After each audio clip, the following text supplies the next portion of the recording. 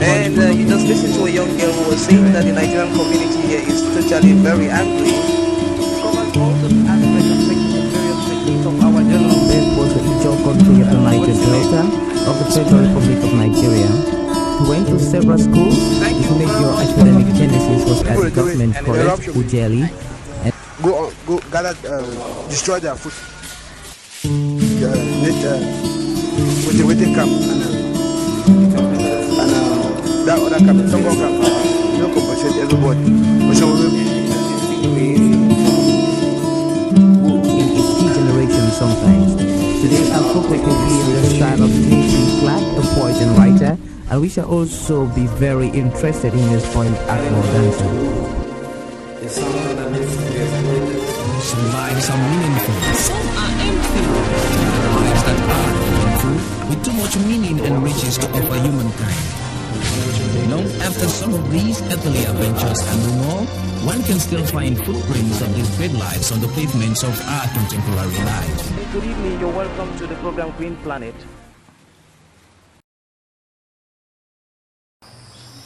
Welcome to Fighting Poverty and Engaging Conservation Through Sounds 2010.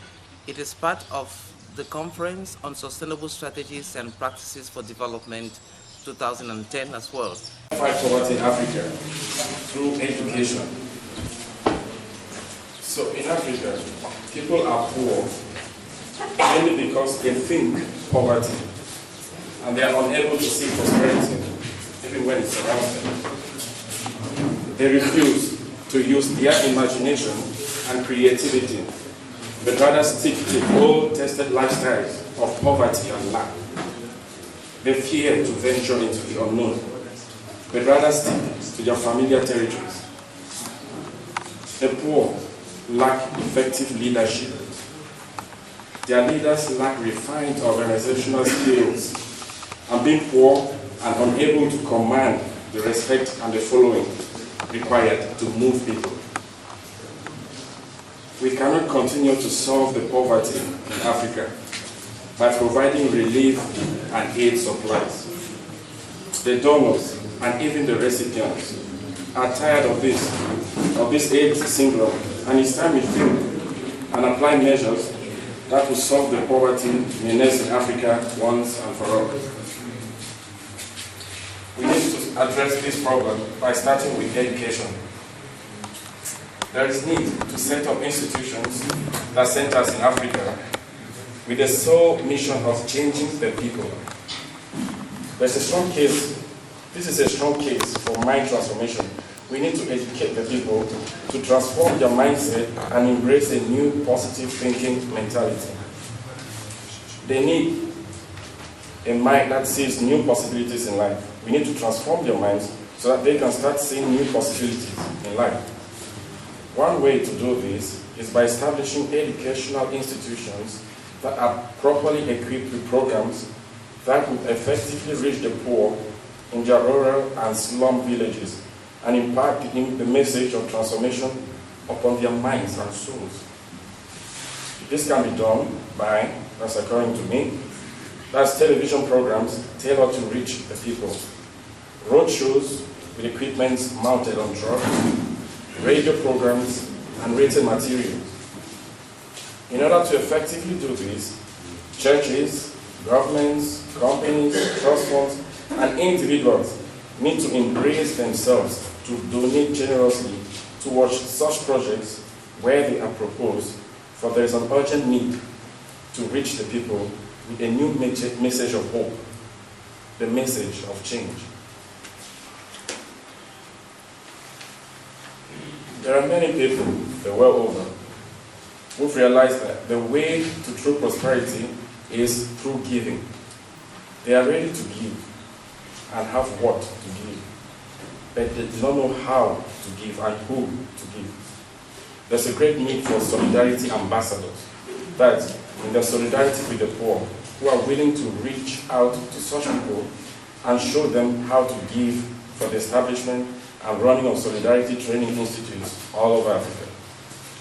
These solidarity institutes will not only help people change their mindsets, but will also equip them with skills that will enable them start and operate projects that will have multiplier effects upon the communities where they are living, in hence driving them to great heights of hope and prosperity.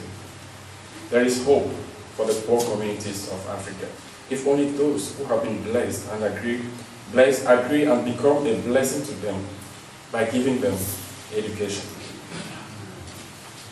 That's all I had prepared for them. Thank you very much. That is Mr. Nana Daniel.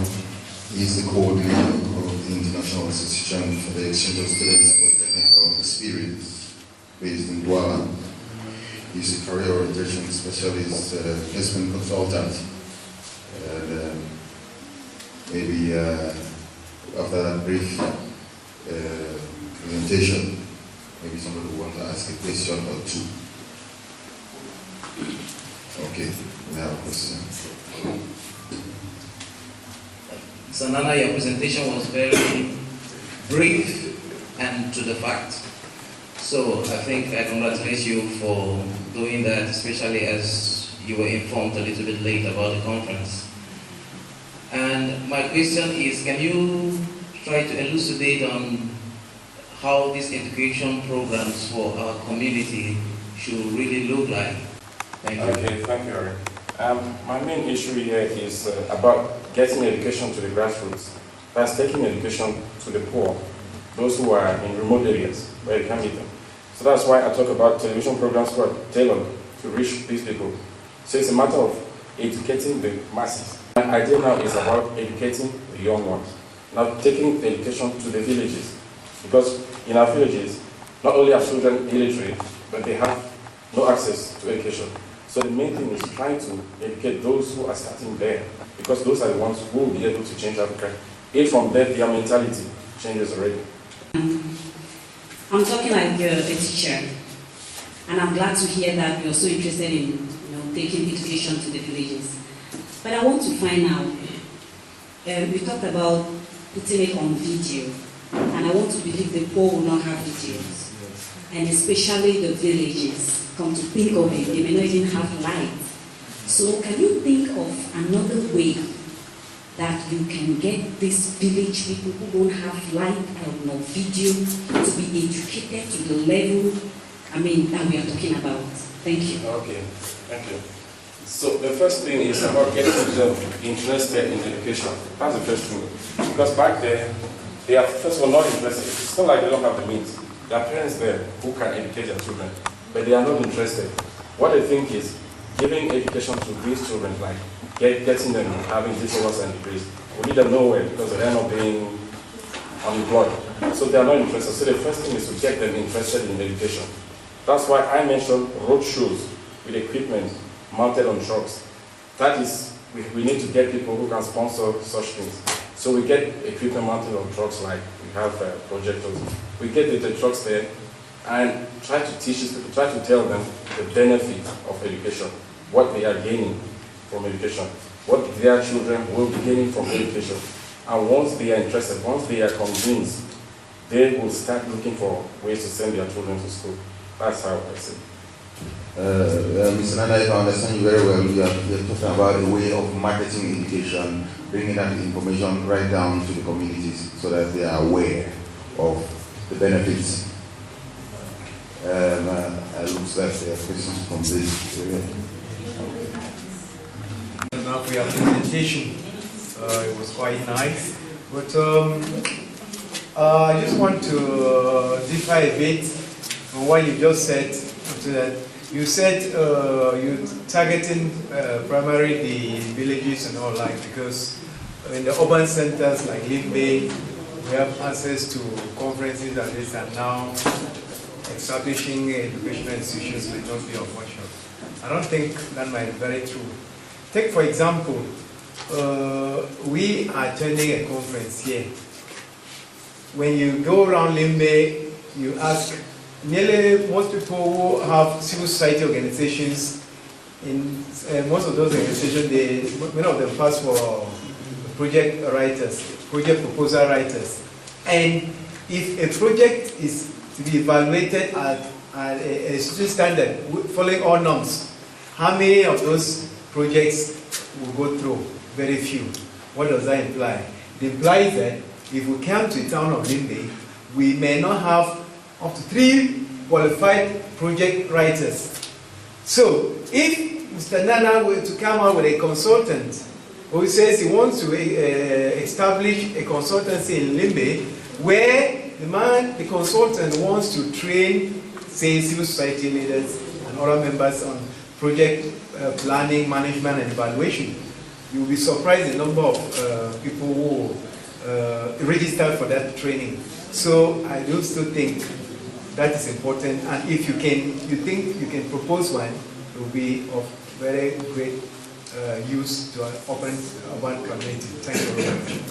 Thank you very much.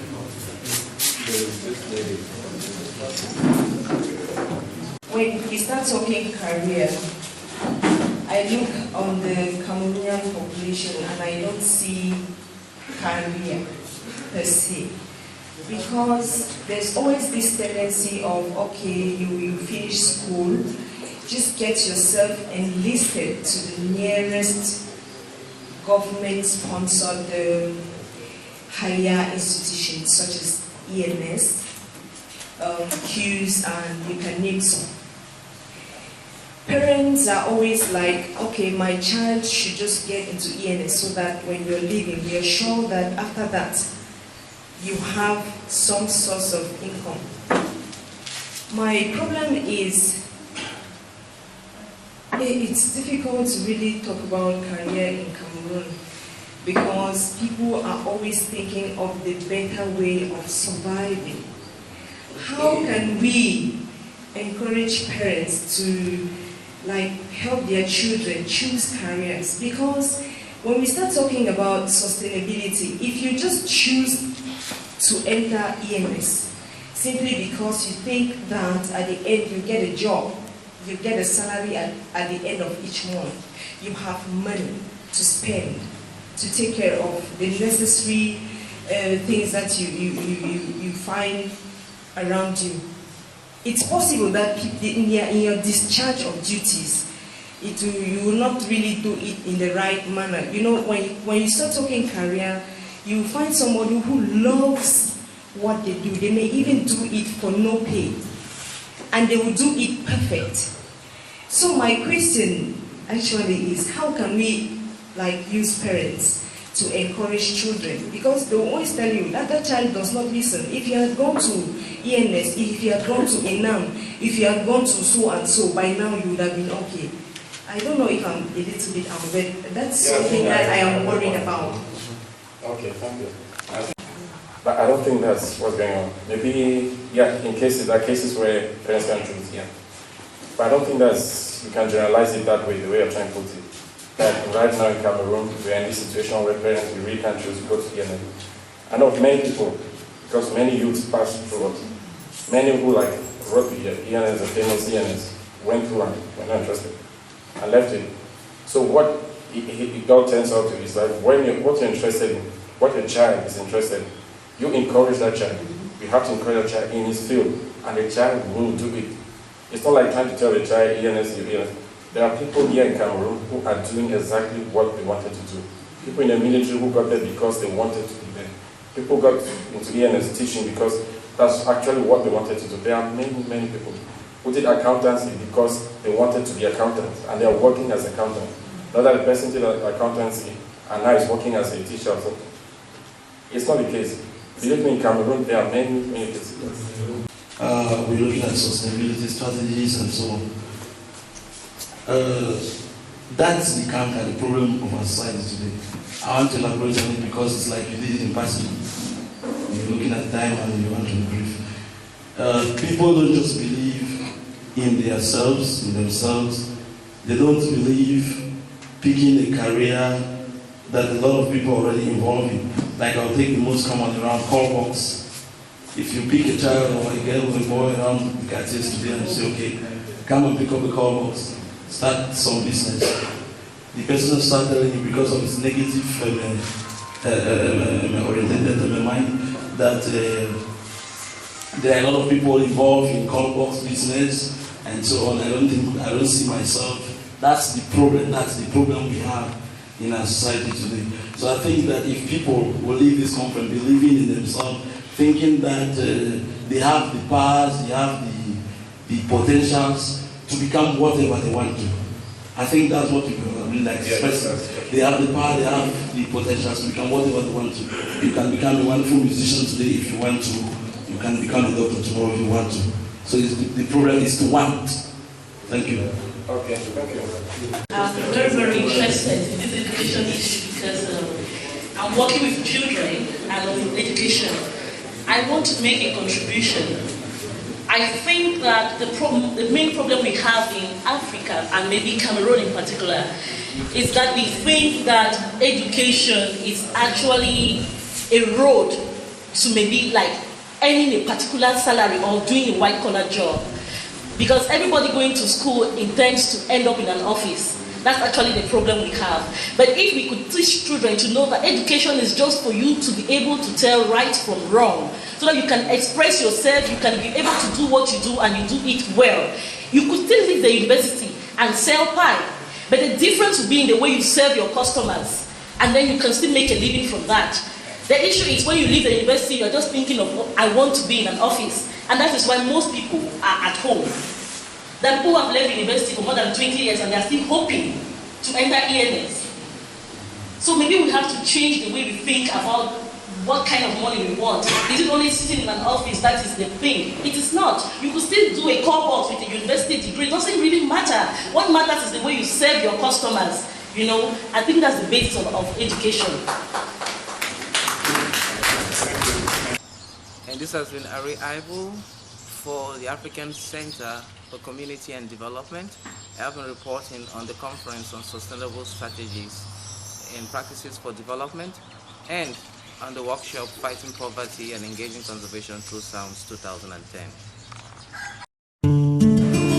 Thank you very much. And you just listened to a young girl who was saying that the Nigerian community here is totally very angry. It covers all those aspects of making the various techniques of our development was the Ijaw country of the Niger Delta of the Federal Republic of Nigeria. He went to several schools. His major academic genesis was at the government college, Ujeli. Go gather, destroy their food. With the camp and that other camp, Tongo camp, you compensate everybody. In its key generation sometimes.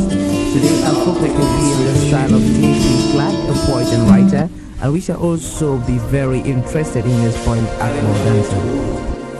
It's something that needs to be exploited. Some lives are meaningful. Some are empty. Lives that are meaningful with too much meaning and riches to offer humankind. After some of these earthly adventures and more, one can still find footprints of these great lives on the pavements of our contemporary life. Good evening, you're welcome to the program Green Planet.